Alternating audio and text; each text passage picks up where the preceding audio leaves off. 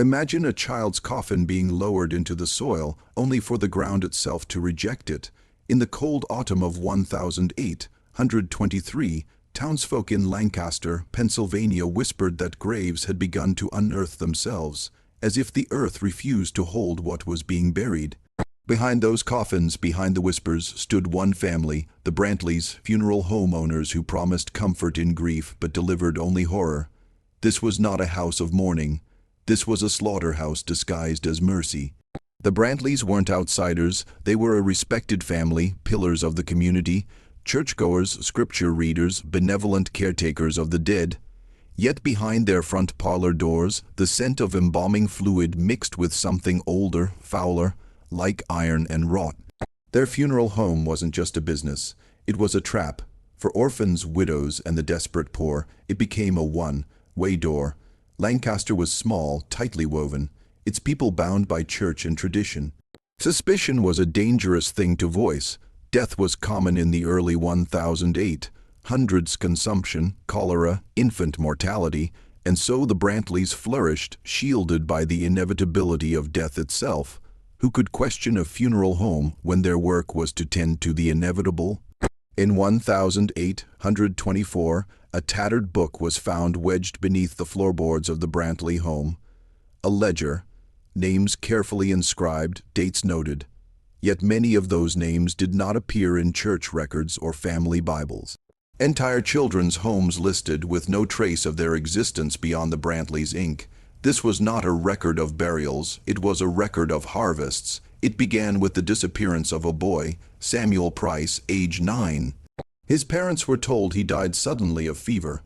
The Brantleys even offered to handle the burial free of charge. No one questioned their kindness, but Samuel's grave was empty when opened years later. His name, however, was etched into the ledger.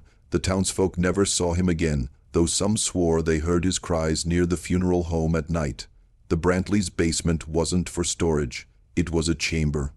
Old timbers stained darker than age alone, hooks driven into the walls, stone floors scarred with grooves where fluids had drained. Rumors spread of black candles and hymnals rewritten with reversed scripture. The family claimed embalming experiments, but there were no bodies left for grieving families to see, only sealed coffins nailed shut too quickly. By 1827, an unusual number of orphans passed away in Lancaster. Families fostering them often left the arrangements to the Brantleys. Witnesses described children going into the home and never being seen again. Their laughter was swallowed, replaced by silence. That silence seeped into the town itself. No one spoke against the Brantleys. Fear had become a local language. One winter, Reverend Collins delivered a sermon about wolves dressed as shepherds. He warned that the devil had set roots in Lancaster. The next day, his daughter was gone. The Brantleys comforted him, arranging the burial at no charge. He never preached again. The church itself became complicit in silence, bound by fear and grief. Later accounts from surviving townsfolk spoke of hidden rooms within the Brantley home. Behind false walls, beneath the floorboards, narrow passages smelled of brine and blood. Strangers traveling through town sometimes stayed with the family, never to be seen again. These rooms weren't storage, they were cages. Those who lived nearby claimed that at night, muffled sounds could be heard through the ground. Not rats, not wind. Voices, whimpering, scratches, the sound of fists beating against wood. The Brantleys dismissed them as old house creaks. But children walking past the house swore they heard their missing playmates calling for help beneath the very floors. The odor of death clung to the Brantley home, stronger than embalming chemicals should have explained.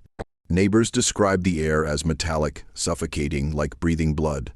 Yet the family moved through town with spotless clothes, gentle smiles, and holy words. It was the perfect disguise. The killers looked more righteous than their victims. It was a grieving widow, Margaret Hall, who began to suspect.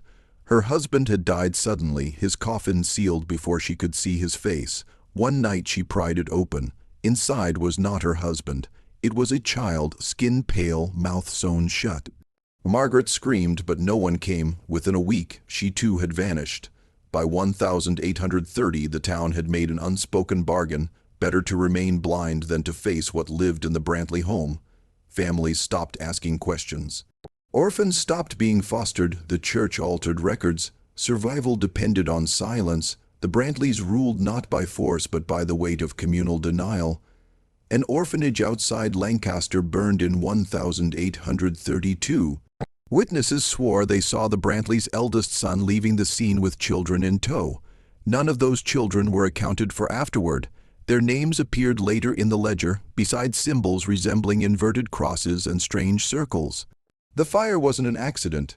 It was a cleansing, erasing witnesses from the world. The Brantleys didn't just kill, they controlled minds.